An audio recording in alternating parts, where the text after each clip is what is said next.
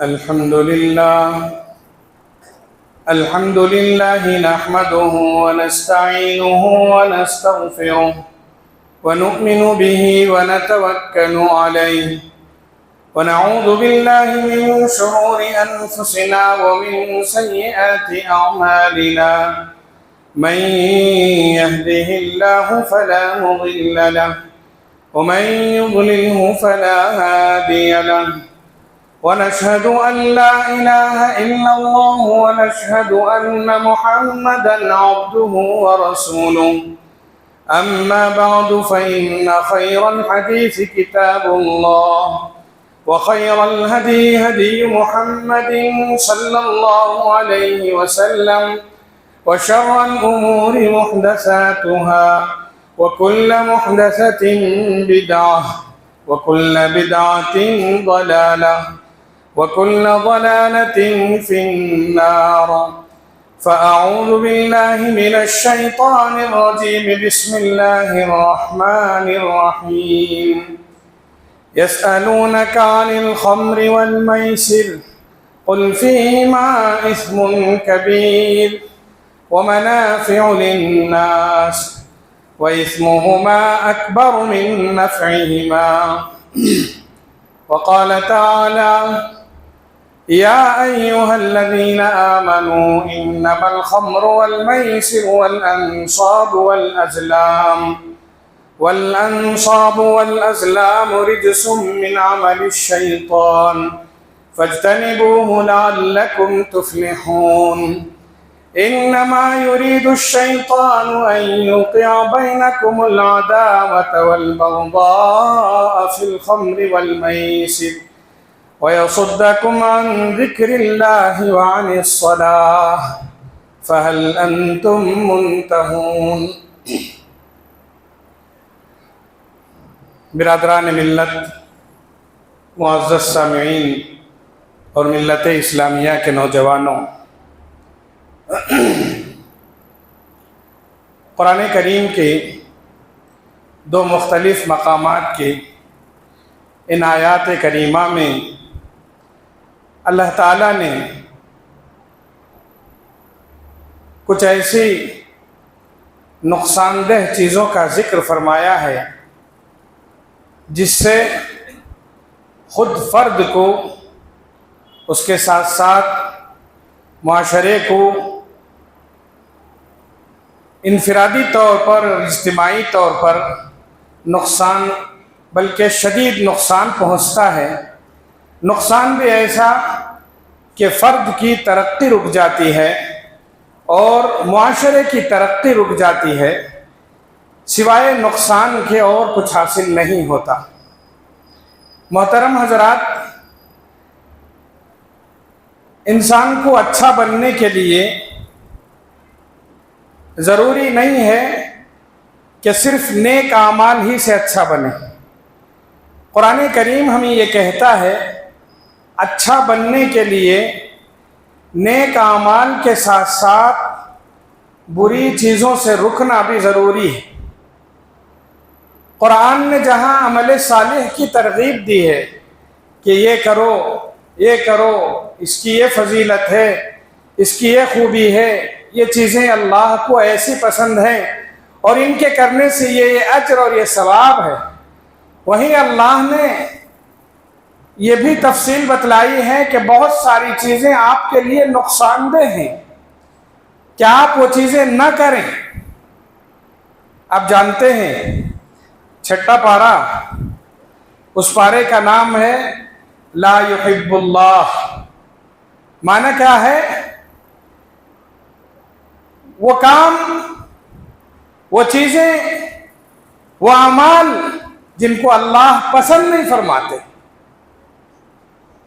آپ پورا پارہ پڑھ کر دیکھیے اور پھر اس میں ایک سورۃ المائدہ ہے، اس سورت پڑھ کر دیکھیے، اللہ نے ان تمام گناہوں کا ذکر فرمایا ہے جو انسان کو خود انفرادی طور پر اور معاشرے کو اجتماعی طور پر نقصان پہنچاتی ہے۔ ظلم ہے، قتل و غارت گری ہے، چوری ہے، رشوت ہے، سود ہے، شراب ہے، جوا ہے، یہ وہ برائیاں ہیں جن برائیوں سے معاشرے کو نقصان پہنچتا ہے۔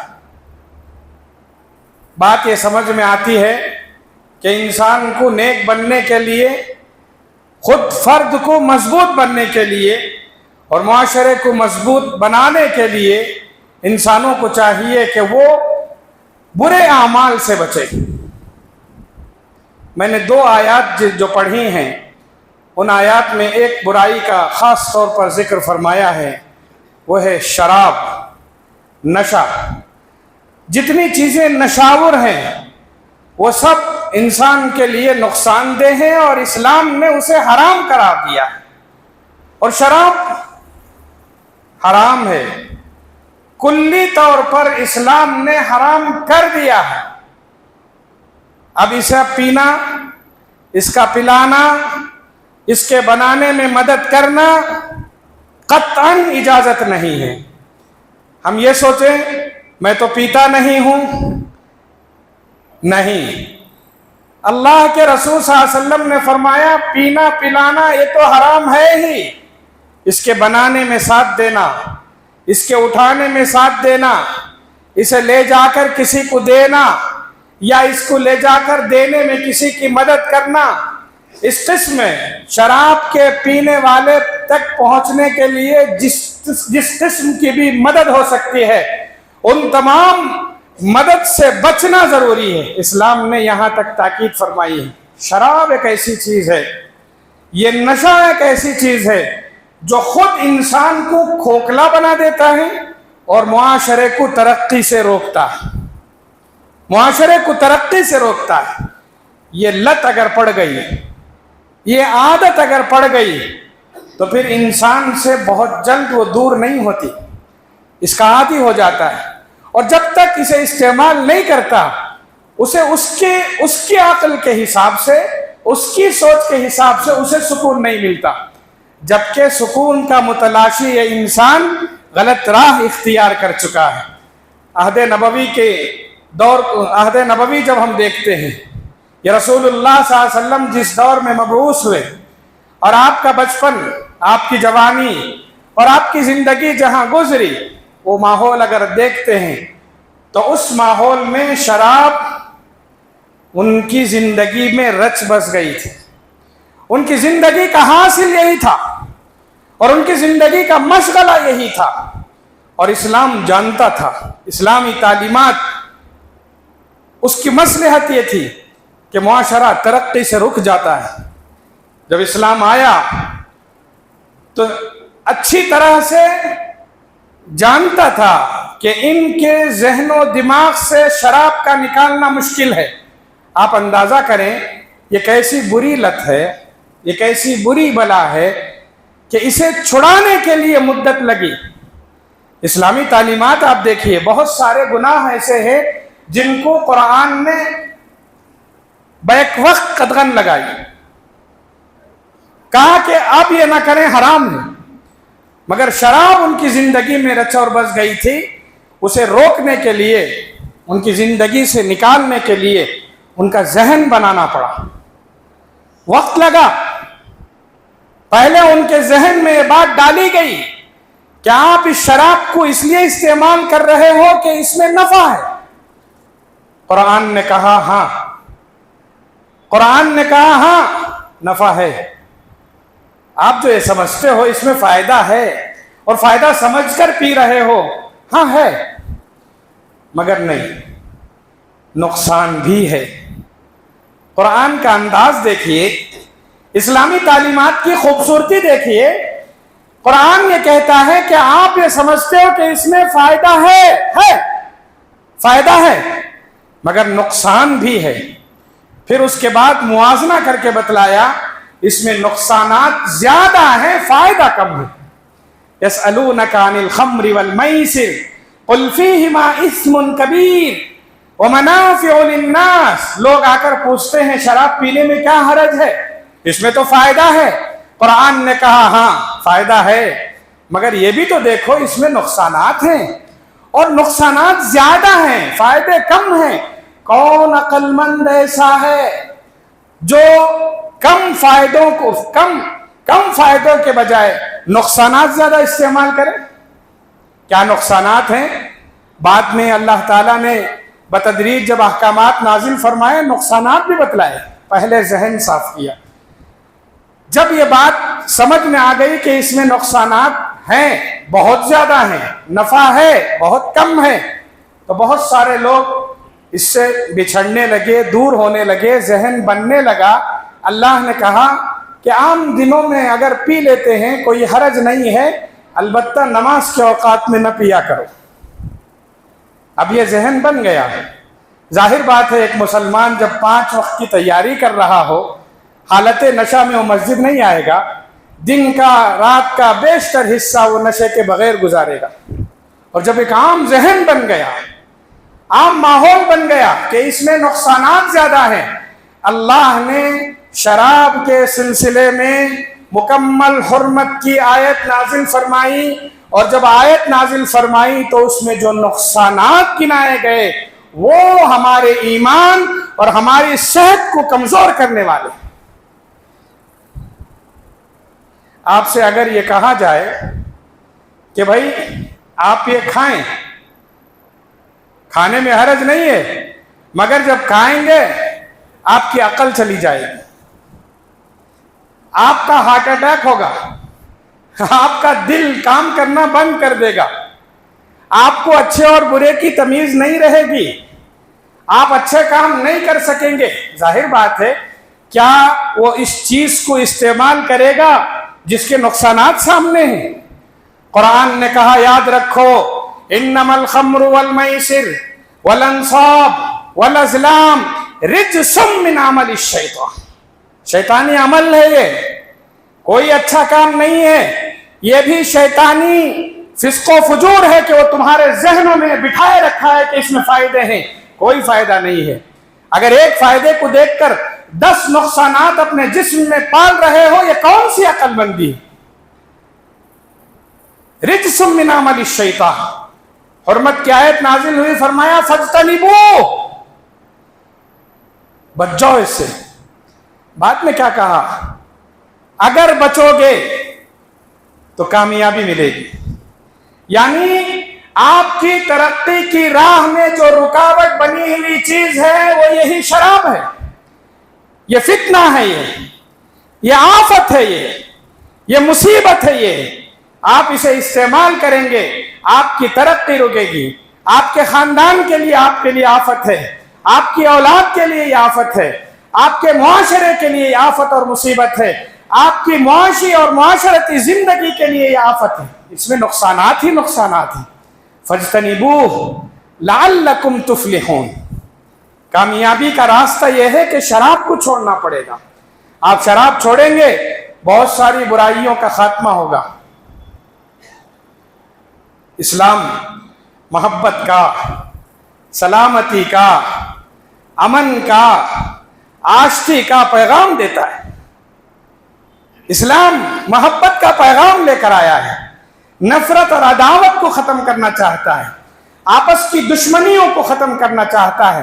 ہم سب پڑھتے ہیں، جانتے ہیں، اسلام آنے سے پہلے، رسول اللہ صلی اللہ علیہ وسلم کی بعثت سے پہلے یا بعثت کے موقع پر لوگ ایک دوسرے کے دشمن تھے۔ باپ بیٹے کا، بیٹا باپ کا، بیٹا ماں کا، ماں بیٹے کا، بھائی بہن کا، کوئی لحاظ نہیں تھا، سب کو اپنی پڑی ہوئی تھی۔ ان اسباب میں سے ایک سبب شراب تھی۔ یہی شراب تھی جس نے بڑے چھوٹوں کی تمیز کو دور رکھا تھا۔ یہی شراب تھی جس کی وجہ سے بہت ساری ترقیاں ان کی رکی ہوئی تھی۔ اسی نشے کے لت میں پڑ کر وہ ہر چیز کے فرق کو ختم کر چکے تھے۔ ان کے پاس اچھے اور برے کی کوئی تمیز نہیں تھی۔ اسلام یہ کہتا ہے اگر تم چاہتے ہو محبت سے رہو، اگر تم چاہتے ہو رشتہ داری کا پاس و لحاظ کرو، اگر تم چاہتے ہو کہ بیٹا باپ کی عزت کرے، باپ اپنے بیٹے پر شفقت کرے، رشتہ داریوں کا لحاظ رہے، تو پھر اس شراب کو ختم کرنا پڑے گا۔ کیوں؟ یہی شراب ہے، انما یرید الشیطان ان یوقع بینکم العداوۃ والبغضاء فی الخمر والمیسر۔ شراب کا سب سے پہلا نقصان یہ ہے کہ وہ معاشرے میں دراڑیں پیدا کر دیتا ہے، اجتماعیت کو ختم کر دیتا ہے، بھائی بھائی کی تمیز نہیں رہتی، رشتہ داروں کی تمیز نہیں رہتی، اور ہر پاس و لحاظ کو ختم کر دیتا ہے۔ وہ کسی سے بھی لڑے گا، وہ کسی سے بھی جھگڑا کرے گا، وہ زبان سے کیا بول رہا ہے اسے پتہ نہیں چلے گا، کسی بھی قسم کا پاس و لحاظ نہیں رہے گا۔ انما یرید الشیطان، شیطان یہی چاہتا ہے کہ تم ایک دوسرے سے لڑتے رہو، جھگڑتے رہو، آپس میں بغض و عناد اور حسد، کینہ، کپٹ دلوں میں پالتے رہو، جبکہ شراب اس میں معاون ثابت ہوتی ہے۔ انما یرید الشیطان ان یوقع بینکم العداوۃ والبغضاء فی الخمر والمیسر ویصدکم عن ذکر اللہ۔ شراب اللہ کے ذکر سے روکتی ہے، اللہ کو یاد کرنے سے روکتی ہے، نماز سے، قرآن کی تلاوت سے، واعظ و نصیحت کی مجلسوں سے، اچھی باتوں سے، اچھی صحبت سے، نیک لوگوں کی صحبت سے، اچھے دوستوں سے، سب جگہ سے یہ شراب روکتی ہے۔ شراب پینے والا کسی گٹر کے کنارے پڑا ہوا رہے گا، شراب پینے والا کسی گندی جگہ پڑا ہوا ہوگا، شراب پینے والا مست ہو کر کہیں مدہوش پڑا ہوا ہوگا، اسے دنیا میں کیا ہو رہا ہے پتہ نہیں ہوگا، اسے اللہ کو یاد کرنے کی توفیق تک نصیب نہیں ہوگی۔ وَيَصُدَّكُمْ عَنْ ذِكْرِ اللَّهِ وَعَنِ الصَّلَاةِ، جو شراب نماز سے روکے، جو شراب ذکر سے روکے، جو شراب بیوی بچوں سے روکے، جو شراب معاشرے کی ترقی سے روکے، جو شراب دوسرے تمام اچھائیوں سے روکے، کیا کوئی عقل مند انسان اسے پینا پسند کرے گا؟ قرآن نے کہا یہ نقصانات ہیں، ان نقصانات کو مد نظر رکھو۔ آپ کی عقل خبط ہو کر رہ جاتی ہے، آپ کو اچھے اور برے کی تمیز نہیں رہتی۔ جب آپ کے عقل پر پردہ پڑ جاتا ہے، اس چیز کا استعمال کا کیا فائدہ؟ بڑے پیار سے قرآن نے کہا فَهَلْ أَنْتُمْ مُنْتَهُونَ، بچو گے اس چیز سے؟ یہ نہیں سوچو گے نا کہ اس میں فائدہ ہے؟ نہیں، کبھی مت سوچو۔ جو کوئی شراب پینے پلانے کے وقت یہ کہے کہ اس میں فائدہ ہے، جو کوئی یہ کہے کہ شراب پینے سے سکون ملتا ہے، جو کوئی یہ کہے کہ شراب پینے سے ٹینشن دور ہوتا ہے، جو کوئی یہ کہے کہ یہ پینے سے ہمارے اندر ایک نشاط اور چستی اور چالاکی پیدا ہوتی ہے، غلط کہتا ہے۔ وہ شیطان ہے، اور شیطان کا دوست ہے، اور شیطان یہی چاہتا ہے کہ غلط باتوں سے اسے بہلا سکے اور راہ راست سے ہٹا کر اسے بہت کچھ غلط کروا سکے۔ یہ ایسی لت ہے جسے چھوڑنا بڑا مشکل ہے، اسی لیے قرآن نے بتدریج احکامات نازل فرمائے۔ شراب ایک ایسا گناہ ہے کہ اس ایک گناہ کرنے کی وجہ سے اور گناہ خود بخود ہو جاتے جس کا شعور تک اسے نہیں ہوتا۔ آپ جانتے ہیں ایک آدمی شراب پی لے، وہ گالیاں بکتا ہے، وہ غلط کام کرتا ہے، اسے اچھے اور برے کی تمیز نہیں رہتی، وہ نشے میں اپنی گاڑی بھی اسپیڈ چلائے گا، نشے میں وہ دوستوں کے ساتھ غلط بات بھی کرے گا، نشے میں اسے ماں بہن کا فرق بھی مٹ جائے گا، نشے میں حلال و حرام کی تمیز بھی مٹ جائے گی، نشے میں اچھے اور برے کی تمیز بھی مٹ جائے گی، اور جب وہ نشے میں ہے تو وہ جھوٹ بولنے سے بھی نہیں بچے گا، زنا کرنے سے بھی نہیں بچے گا، چوری کرنے سے بھی نہیں بچے گا، ڈاکہ ڈالنے سے بھی نہیں بچے گا، قتل و غارت گری سے بھی نہیں بچے گا۔ ایک گناہ ایسا ہے جو مختلف برائیوں کی آماجگاہ ہے، یہ ایک گناہ ایسا ہے جو ایک گناہ بہت سارے گناہوں کو ساتھ لے کر آتا ہے۔ آپ جانتے ہیں حدیث مبارکہ اس کی دلالت کرتی ہے۔ حدیث پاک میں رسول اللہ صلی اللہ علیہ وسلم نے ارشاد فرمایا کہ بنو اسرائیل میں ایک بہت ہی عابد و زاہد شخص تھا، بڑا عبادت گزار، بڑا پرہیزگار، بہت اچھا، جس کی عبادت کے چرچے بہت زیادہ تھے، جس کی عبادت کے چرچے بہت زیادہ تھے۔ لوگ آتے اس سے دعاؤں کی درخواست کرتے تھے، لوگ آتے تھے اس کے پاس دعاؤں کی درخواست کرتے تھے، اس کے نام کا بڑا چرچا تھا۔ اسی کے قریب میں ایک عورت تھی، بدکار، فاحشہ اور زانیہ عورت، جس کے دل میں یہ ارادہ پیدا ہوا کہ اس شخص کے ساتھ میں مکالمہ کروں، نعوذ باللہ من ذالک۔ اس کے دل میں شیطان نے وسوسہ ڈالا، اس عورت کے ذہن میں بات ڈالی کہ اسے میں بہکاؤں گی، اس شخص کو گناہ سے آلودہ ضرور کروں گی۔ چنانچہ اس نے تیاری کی، گھر میں گناہوں کے سامان مہیا کیے، اس نے خود اپنے آپ کو سنوارا سجایا، اور پھر کسی ایک کے ذریعے کسی بہانے اس عابد و زاہد شخص کو اپنے گھر بلوایا۔ ایسا بہانہ تھا جسے عابد و زاہد اس کے جال میں پھنس گئے۔ وہ آئے ان کے گھر، جب ان کے گھر گئے، بلانے والے شخص نے جب ان کو اندر بھیج دیا تو وہی بلانے والا شخص باہر سے اس نے کنڈی لگا لی، دروازے کو مقفل کر لیا۔ اب اندر وہ بدکار عورت تھی اور یہ زاہد شخص تھے، ان کو اپنے گناہ سے بچنا تھا اور اسے اس گناہ کی طرف مائل کرنا تھا۔ اس عورت نے کہا، میں نے تمہیں کسی نیک مقصد سے نہیں بلایا ہے، کسی گواہی کے لیے نہیں بلایا ہے، بلکہ اب میں آپ کے سامنے 3 اختیارات دیتی ہوں، آپ کو ان میں سے کسی ایک کو تو کرنا ہی لازم ہے، کرنا ہی کرنا پڑے گا۔ ایک میں ہوں، سبزی سوری خوبصورت، میرے ساتھ اپنی خواہشات کی تکمیل کرو، مجھے سکون پہنچاؤ اور میرے ساتھ غلط ارتکاب کرو۔ زنا کی دعوت اس نے دی، بدکاری کی دعوت دی۔ ظاہر بات ہے ایک عابد و زاہد شخص تھے، گناہ کے بارے میں جانتے تھے، وہ تیار نہیں ہوئے۔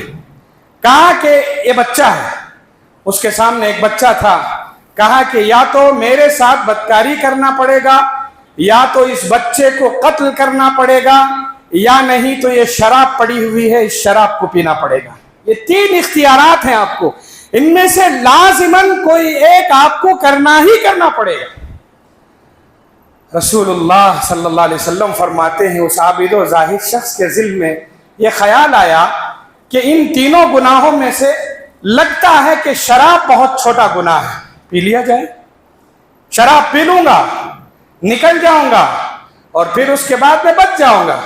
چنانچہ وہ اس شراب کو انہوں نے استعمال کیا، ایک مرتبہ پیا تو پھر پیتے چلے گئے، یہاں تک کہ مدہوش ہو گئے۔ روایات میں لکھا ہے، نسائی کی روایت ہے کہ شراب کا گناہ تو ہوا ہی ان سے، بچے کو بھی نشے میں قتل کیا اور اس عورت کے ساتھ بھی مکالمہ کیا۔ پتہ چلا یہ گناہ ایسا گناہ ہے کہ ایک گناہ کی وجہ سے بہت سارے بڑے بڑے گناہ سرزد ہو سکتے ہیں، جس کا ہمیں احساس تک نہیں ہوتا۔ نشے میں انسان قتل کرتا ہے، اسے احساس نہیں ہوتا۔ نشے میں وہ بدکاری کرتا ہے، اسے احساس نہیں ہوتا۔ نشے میں وہ بہت ساری برائیاں کرتا ہے، جس کا اسے احساس تک نہیں ہوتا۔ اس لیے شراب بہت بڑی بری بلا ہے، بہت بڑی بری لت ہے، اس سے بچنے کی ضرورت ہے۔ میں باتیں اس لیے عرض کر رہا ہوں کہ آج جس دور میں ہم سانس لے رہے ہیں، آج یہی شراب ہماری زندگی میں فیشن کے نام پر آ چکا ہے۔ کیا بڑے، کیا چھوٹے، کیا مالدار، کیا غریب، مجھے اس کی تفصیلات بتانے کی ضرورت نہیں ہے۔ ہمیں سنجیدگی کے ساتھ غور کرنا پڑے گا۔ یقیناً معاشرے میں اچھائیاں ہیں، یقیناً لوگ صالح اب بھی موجود ہیں، لوگوں میں نماز کی عادت ہے، قرآن کی تلاوت سے ان کا دل نرم ہوتا ہے، وعظ کی مجلسیں سجائی جاتی ہیں تو بھری بھری محفلیں سجتی ہیں، اس میں کوئی شک نہیں ہے۔ مگر یہ سوچ کر کہ معاشرے میں اب بھی اچھائیاں ہیں، ان برائیوں سے ہم آنکھ مچولی نہیں کھیل سکتے، ان برائیوں سے ہم اپنی آنکھوں کو بند نہیں کر سکتے۔ ہم آئے دن دیکھ سکتے ہیں کہ ہماری گلی محلوں میں کتنے ایسے بچے ہیں جو شراب کے عادی ہو چکے ہیں، جن کی عمریں کیا ہوں گی، جن کی عمریں کیا ہوں گی. ہم سب جانتے ہیں کہ فلاں بچہ ہمارے گلی کے اڈوں پر، محلے یا بستی کے کناروں پر ہم سب دیکھ سکتے ہیں کہ یہ چیز ہماری زندگی میں بڑھتی جا رہی ہے. فیشن کے نام پر ہو، سکون کے نام پر ہو، پیسوں کی فراوانی ہو یا غربت ہو، خوشی ہو یا غم ہو، کسی نہ کسی نام پر آج شراب عام ہوتی جا رہی ہے. نوجوان بچے جن کی عمریں، جو ابھی جوانی کے دہلیز پر قدم رکھ رہے ہیں، میری اس بات کا ثبوت پیش کرنے کی کوئی ضرورت نہیں ہے. ہم دیکھ سکتے ہیں، اپنی آنکھوں سے دیکھ سکتے ہیں، معاشرے میں لوگوں سے پوچھ سکتے ہیں، اور خود ہم دیکھ سکتے ہیں کہ ہمارے درمیان ہو کیا رہا ہے، ہماری نوجوان نسل کدھر جا رہی ہے. امت کے نوجوانوں کا ایک طبقہ اللہ کا فضل ہے دین میں لگا ہوا ہے،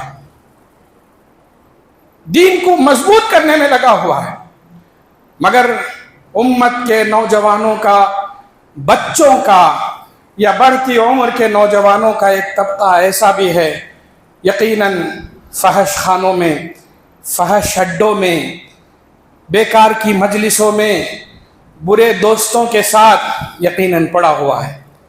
ہم سب جانتے ہیں، آپ میں سے کتنے لوگ ہیں جو جانتے ہیں کہ کون کون ایسا ہے جو یہ غلط حرکت کر رہا ہے.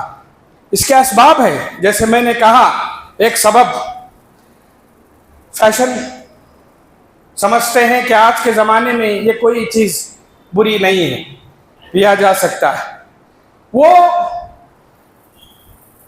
الیکٹرانک میڈیا ہو، معاشرے کا تہذیب یافتہ یا ترقی یافتہ معاشرے کو دیکھتے ہیں، بڑے بڑے شہروں کے بڑے بڑے لوگوں کو دیکھتے ہیں کہ یہ عام ہوتی جا رہی ہے. یہ لوگ بھی پینے لگتے ہیں، پلانے لگتے ہیں، محفلیں سجاتے ہیں. فیشن کے نام پر یہ ہماری زندگیوں میں بس گیا ہے. دوسرا، مال کی فراوانی ہے. سمجھ میں نہیں آ رہا ہے کہ یہ پیسہ کہاں خرچ کریں. کسی کے پاس دولت اتنی انڈیل دی جاتی ہے، ان کو سمجھ میں نہیں آتا کہ یہ پیسہ کہاں استعمال کریں. ظاہر بات ہے، وہ بچے، نوجوان بچے جن کو کمانے کا کوئی تجربہ نہیں، مال کہاں سے آ رہا ہے اس کی محنت و مشقت کا کوئی علم نہیں، تجوریاں کھولی، بینک بیلنس کھولا، نکالا پیسے اور خرچ میں لگ گئے. صرف نوجوان ہی نہیں، شراب کی اس لت میں اچھے یا ایسے لوگ جن کا ذہن دین سے دور ہوتا جا رہا ہے، وہ اس کے عادی ہو چکے ہیں. ان کی زندگی میں یہ لت پڑ چکی ہے. مال کی فراوانی ہو، فیشن کے نام پر ہو، یا حد سے زیادہ خوشی. انسان جب حد سے زیادہ خوش ہو جاتا ہے تو پھر اسے سمجھ میں نہیں آتا کیا کریں. اسلام نے سکھایا ہے کہ حد سے زیادہ خوشی کے موقع پر آپ شکر کریں، اللہ کا سجدہ شکر بجا لائیں. رسول اللہ صلی اللہ علیہ وسلم کی زندگیوں میں خوشیاں آئیں اور آپ علیہ السلام نے بڑی سے بڑی خوشی کے موقع پر اپنی مثال پیش کی. فتح مکہ، رسول اللہ صلی اللہ علیہ وسلم مکے سے نکلنے کے بعد سے لے کر 8 سال تک ایک خواب دیکھتے تھے. جیسے رات کے اندھیرے میں مکے سے نکلا ہوں، دن کے اجالے میں فاتحانہ انداز میں مکے میں آؤں.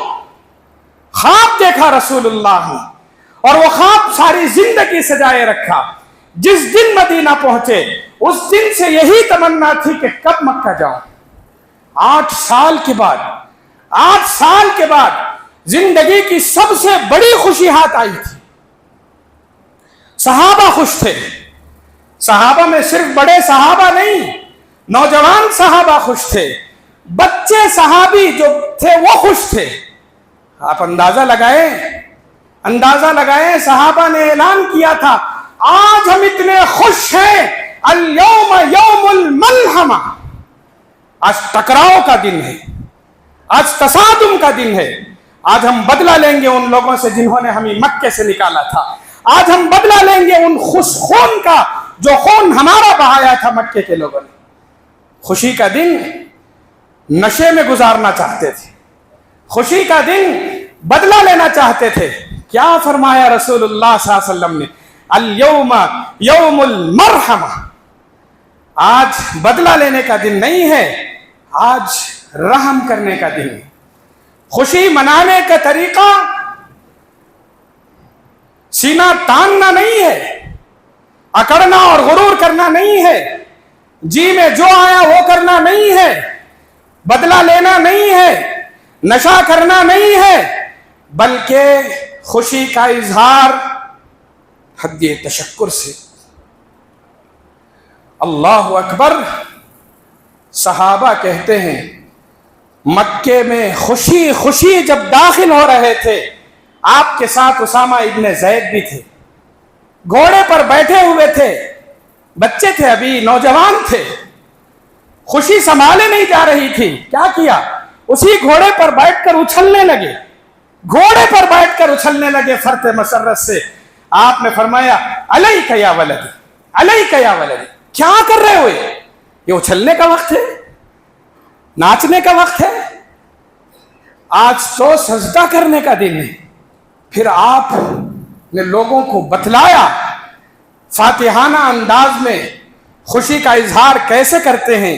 مکے میں داخل ہو رہے تھے تو آپ جھکے ہوئے تھے، اتنا جھکے ہوئے تھے، روایات میں لکھا ہے آپ کی جو داڑھی ریش مبارک ہے وہ آپ کی سواری کو لگ رہی تھی، اتنا جھکے ہوئے تھے۔ لوگ یہ کہتے ہیں خوشی منانے وقت نشہ پڑے، نشہ خوشی کا اظہار نہیں ہے، شراب خوشی کا اظہار نہیں ہے۔ آج اسی غلط فہمی میں ہمارے نوجوان شراب خانوں میں پڑے ہوئے ہیں، ذرا خوشی ملی۔ آج دیکھیے انسانی معاشرہ یہی پیش کر رہا، جن کا ذہن دین نہیں ہے، جو اپنے ایمان کو بیچے ہوئے ہیں یا جن کا ایمان ہی نہیں ہے، وہ یہی بتاتے ہیں ذرا کسی میچ میں فاتح بن گئے، کسی مقابلے میں فتح مل گئی، یا کہیں سے جیت گئے، یا زندگی میں کوئی خوشی مل گئی، گھر میں کوئی چھوٹی خوشی آ گئی، کوئی شادی بیاہ کی تقریب ہو گئی، کہیں بچے کی پیدائش ہو گئی، خوشی منانے کا طریقہ انہوں نے یہ سمجھ لیا ہے کہ کیک کاٹیں گے، سب ایک دوسرے سے سجیں گے، ہنسیں گے، کھیلیں گے اور شراب پئیں گے۔ یہ ہنسی منانے کا طریقہ نہیں ہے۔ خوشی شراب پینے کے اسباب میں سے ایک سبب فیشن، ایک سبب مال کی فراوانی، ایک سبب حد سے زیادہ خوشی، خوش ہو گئے چلو پی لو، مدہوش ہو جاؤ، اور ایک سبب بہت زیادہ غم، آدمی غمگین ہوا، اس غم کو مٹانے کے لیے اپنے آپ کو کھو دینا چاہتا ہے، کہیں گم ہو جانا چاہتا ہے، اور وہ کسی کونے میں پڑ کر اپنے وقت کو گزارنا چاہتا ہے۔ یہ کوئی طریقہ نہیں ہے۔ یہی غلط سوچ، اسی غلط سوچ کی وجہ سے ہمارے نوجوان ہوں یا بچے ہوں یا بڑھتی عمر کے لوگ بھی ہوں، اگر دینی ذہن نہیں رکھتے ہیں تو اس نشے کے عادی ضرور ہوں گے۔ شراب بہت بری لت ہے، اس لت سے ہمیں نکلنے کی ضرورت ہے۔ یہ لت اگر پڑ گئی، معاشرہ ترقی سے رکے گا۔ آپ دیکھیے مدینہ منورہ پہنچنے کے بعد اسلام کو ترقی کرنا تھا، اسلام کو بام عروج پر پہنچنا تھا، فتح کامرانی کے جھنڈے ہر طرف گاڑنے تھے، اور صالح معاشرے کو وجود میں لانا تھا۔ اس میں جہاں بڑوں کا کردار ضروری تھا، وہیں نوجوانوں کا کردار بھی ضروری تھا، وہیں بچوں کا کردار بھی ضروری تھا۔ لہذا اسلام نے جو سب سے پہلے نکیل کسی یا جس چیز پر پابندی لگائی وہ یہی شراب تھی۔ شراب پر پابندی لگائی اور سختی کے ساتھ پابندی لگائی، اور ذہن اس وقت تک بنایا جا چکا تھا، ان کے ذہن سے بات نکل چکی تھی کہ اس میں فائدے زیادہ ہیں، نہیں، اس میں فائدے کم اور نقصانات زیادہ ہیں۔ انہوں نے نماز کے موقع پر شراب پینا چھوڑ دی تھی، یعنی ذہن بن چکا تھا کہ یہ ہمارے لیے نقصان دہ ہے۔ ایک وقت آیا کہ اب آپ کو ترقی کرنا ہے، اب آپ کو ترقی کی دور میں شامل ہونا ہے، اب آپ کو ایک مضبوط معاشرہ بنانا ہے۔ آپ کا بوڑھا، آپ کا جوان، آپ کا نوجوان اور آپ کا بچہ، آپ کے گھر کا ہر فرد اور معاشرے کا ہر فرد مضبوط ہونا چاہیے۔ اس کے لیے کھوکھلی کی جانے والی تمام چیزوں سے دور ہٹنے کی ضرورت ہے۔ انما الخمر والمیسر والانصاب والازلام رجس من عمل الشیطان، یہ شیطانی عمل ہے۔ رکو گے؟ رکو گے؟ پوچھا رکو گے؟ اللہ اکبر۔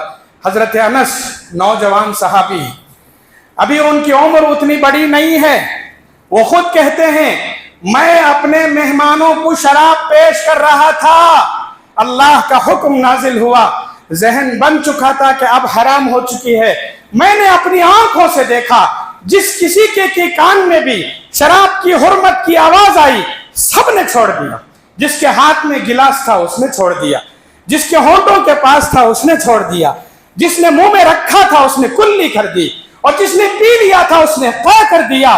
خدا کی قسم، حضرت عمر جیسے انسان، جب اللہ نے یہ کہا کیا تم رکو گے اس چیز سے، حضرت عمر کو میں نے دیکھا، صحابہ نے دیکھا، حضرت عمر چادر لٹکائے ہوئے مدینے کی گلیوں میں دوڑ رہے ہیں اور یہ کہہ رہے ہیں اللہ ہم رک گئے، اللہ ہم رک گئے، ہم ایسی چیز کو جو ہمارے لیے نقصان دے، ایسی چیز جو معاشرے کو کھوکھلا کرے، ایسی چیز جو ہم کو نقصان پہنچائے، ایسی چیز جو ماں بہن کے فرق کو مٹا دے، ایسی چیز جو گھر بار کو توڑ کر رکھ دے، ایسی چیز جس سے میاں بیوی کے رشتے ختم ہو جائے، ایسی چیز جس سے بیٹے کی شفقت ختم ہو جائے، باپ کی عزت ختم ہو جائے، ہم ایسا نہیں پیئیں، نہیں پیئیں گے۔ فَهَلْ أَنْتُمْ مُنْتَهُونَ؟ آپ دیکھیے سیرت کی کتابیں اٹھا کر، حضرت عمر کہہ رہے ہیں انتہینا انتہینا، اللہ ہم رک گئے، اللہ ہم رک گئے۔ آج بھی وہی حکم ہے۔ نوجوانوں جو شراب کے عادی ہیں، آج بھی وہی حکم ہے۔ وہ لوگ جو شراب کے عادی ہیں، فیشن سمجھ کر جو پیتے ہیں، اللہ کا آج بھی وہی حکم ہے۔ جو مال کی فراوانی میں پیتے ہیں، ان کے لیے بھی یہی حکم ہے۔ جو خوشی کو کا اظہار کرنے کے لیے پیتے ہیں، جو غم کو مٹانے کے لیے پیتے ہیں، سب کے لیے یہی حکم ہے۔ ہم رکیں۔ آپ جانتے ہیں معاشرے کی مقدس جگہوں میں سے ایک مقدس جگہ ہم سب کی نظر میں قبرستان ہے۔ ہر گاؤں کا حال یہ ہے، بہت سا، میں کیا کہتا ہوں سمجھ میں آ گیا ہوگا۔ قبرستان ہمارے ان لوگوں کے لیے جو چھپ کر یا کسی طور پر شراب پینا چاہتے ہیں، رات کے اندھیرے میں قبرستان بھی اڈا بنا ہوا ہے۔ وہ جگہ جہاں جا کر آخرت یاد آ جاتی ہے، وہ جگہ جہاں جا کر اللہ یاد آتا ہے، وہ جگہ جہاں جانے کے بعد ہمیں اس دنیا کا خوف آتا ہے۔ شراب کیسا انسان کے دل کو سخت کرتی ہے، شراب انسان کے عقل کو کیسے مدہوش کرتی ہے۔ آپ اندازہ کریں، قبروں پر بیٹھ کر یہ لوگ نشے میں اٹھ کر آتے ہیں، جوا وہیں، شراب وہیں، مختلف قسم کی برائیاں وہیں۔ اگر یہاں نہیں ہو رہا ہے، بڑی خوشی کی بات ہے، ہم نے اپنی آنکھوں سے اپنے قبرستانوں کے پاس یہ سب منظر دیکھا ہے۔ اٹھنے کی ضرورت ہے۔ اور جانتے ہیں، تعلیم گاہیں ہمارے بچوں کا مستقبل ہے، اور یہی تعلیم گاہیں ہمارے بچوں کے مستقبل کو سنوارنے کی سب سے عام جگہ ہے۔ اللہ اکبر، اللہ اکبر۔ انہی تعلیم گاہوں سے پڑھ کر آنے والے بچے شام میں، صبح میں یا چھٹی کے نام پر نشے کے عادی ہوتے جا رہے ہیں۔ خود میں اپنے قریب کی بستی کا قصہ سناؤں، کتنے بچے تھے جن کے بستے میں جہاں کتابیں ہونی چاہیے، انہی کتابوں کے بیچ میں ڈرگس تھے۔ میں پوری ذمہ داری سے اس میں کسی کسی قسم کی مبالغہ نہیں۔ ہمارے شہر کے قریب کے شہر کی بات، نوجوان بچے، نوجوان بھی نہیں بچے ہیں، وہ 6 7ویں جماعت کے بچے، آپ نے بھی سنا ہوگا۔ ہمارے بچے کدھر جا رہے ہیں، کہاں جا رہے ہیں؟ ان بچوں کے کتابوں سے نشے کی چیزیں۔ ایک زمانے میں اگر کسی بچے کے بیگ سے ناول نکل جاتی بہت بڑا جرم تھا، فحش کتاب تھی وہ۔ آج زمانہ کہاں سے کہاں چلا گیا ہے کہ بچے وہ پاؤڈر استعمال کرتے ہیں اور ان کے والدین کو خبر تک نہیں ہے۔ ہمارے محلے ہیں، ہمارے محلے میں جہاں جہاں نوجوان بچے بیٹھتے ہیں، ہمیں پتہ ہے وہ بچے کن چیزوں کے عادی ہیں، ہم میں سے بہت سارے لوگوں کو پتہ ہے۔ ضرورت اس بات کی ہے کہ ہم اس سلسلے میں میں نے صرف اشارہ کیا ہے، تفصیلات مجھ سے زیادہ آپ جانتے ہوں گے، محلے کے لوگ جانتے ہوں گے، اور خود وہ نوجوان اپنے آپ کو خود جانتے ہیں جن کا وقت اس میں گزر رہا ہے۔ میں کسی پر کوئی دوش نہیں دیتا، ہر ایک کو سوچنے کی ضرورت ہے، سمجھنے کی ضرورت ہے۔